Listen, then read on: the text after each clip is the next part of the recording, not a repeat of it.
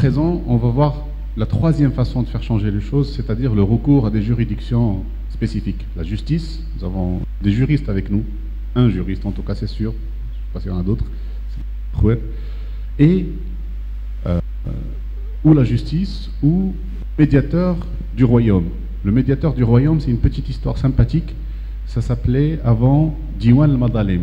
C'est une proposition qui a été faite par Abdelrahman Yousfi, alors Premier ministre de l'alternance, sous feu Sa Majesté Hassan II. Et médiateur du royaume ne plaisait pas trop à l'époque, donc on a changé en Diwan Madalim.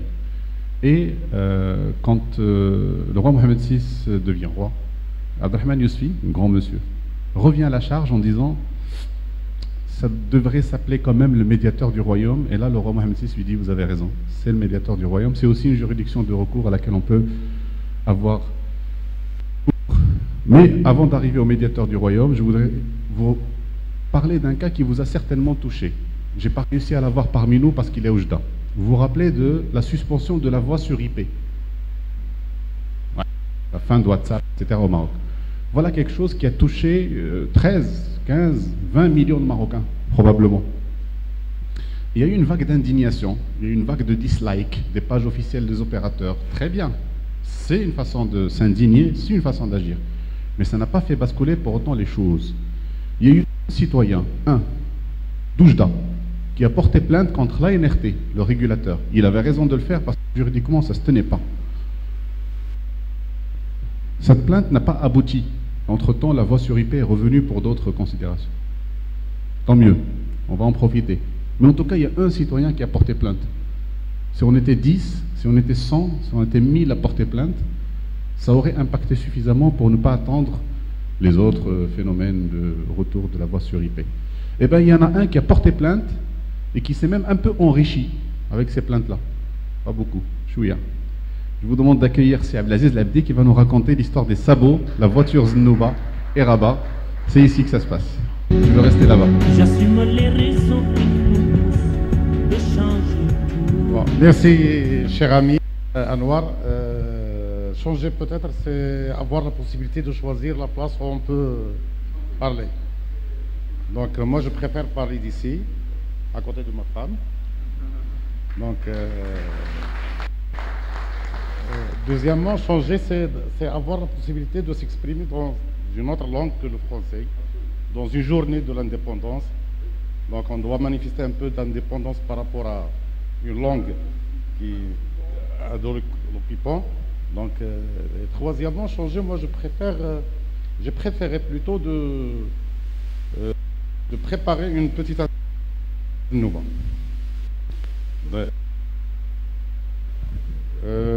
معرفش لا لا لا غنبقى جاي لا ندور لا غنمشي نوتردام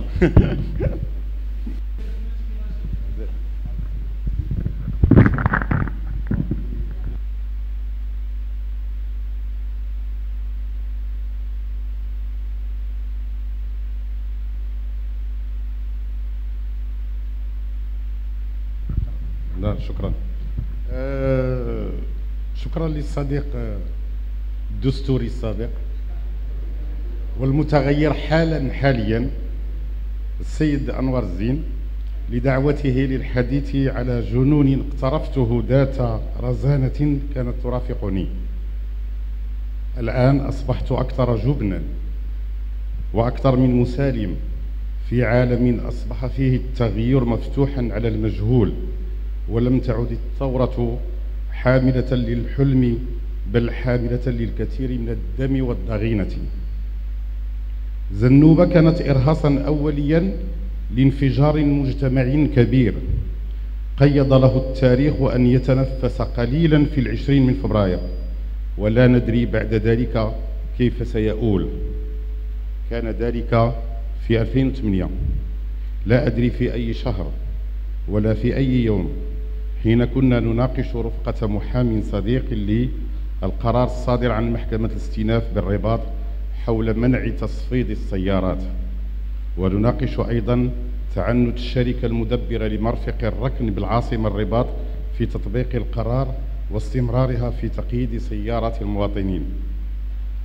ولأن زنوبة كانت مركونة في مصنع الرخام، تكلف أحد المستخدمين بقيادتها إلى وسط المدينة الرباط وركنها دون أن يؤدي مقابل ركنها هذا، ليتم تصفيدها ولتبدأ رحلة الجنون في مقاومة الصابو. كنا قصارين بمعنى من المعاني، في يدنا حكم قضائي وإرادة عنيدة ومشاكسة ورغبة ليس في تغيير الوضع ولكن في إعادة الأمور إلى نصابها، لأن لا أن تتحرر زنوبة ولكن أن يفرض احترام قرار القضاء. استمرت المعركة لسنة بكاملها، عرف المغرب خلالها سيارة زنوبة وعرف قصتها، وراكمت تعاطفا كبيرا من طرف المواطنين، كما راكمت عداوات غريبة وغير منطقية. تلقيت وابلا من الانتقاد والشتم بذريعة أن ما يهمني ليس هو تطبيق قرار قضائي ولكن الشهرة والظهور، وهذا في جانبه صحيح، كما أن الكثير اعتبر استمراري في ذلك نوعا من الطمع والرغبة في استدرار أحكام قضائية بالتعويض، وهذا أيضا صحيح في جزء منه. فقد حكب لفائدة زنوبة بما يقدر ب 240 ألف درهم، استخلصنا منها حوالي 90 ألف درهم في التنفيذ.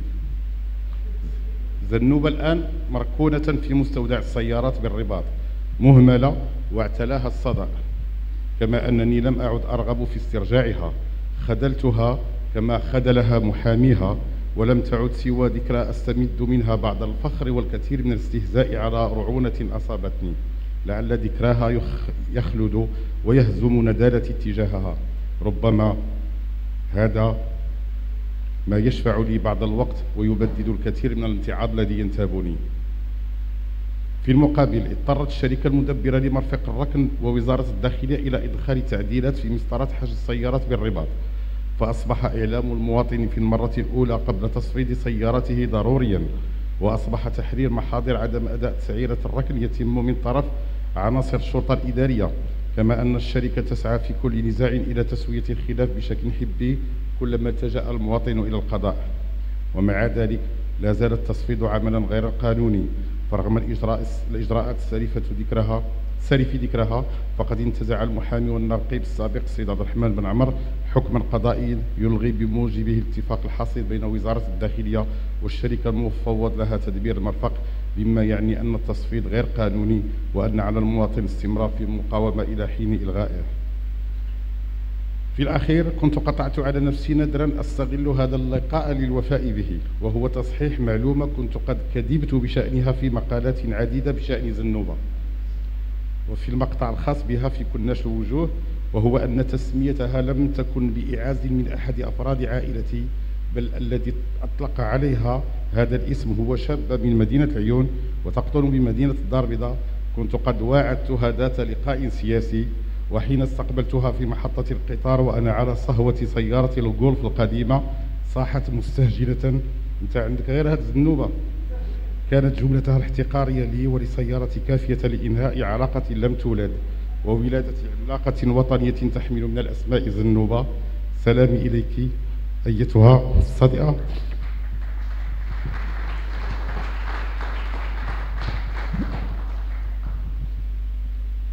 سلامي إليك أيتها الصديقة فوريان، قد لا أكون أستحق.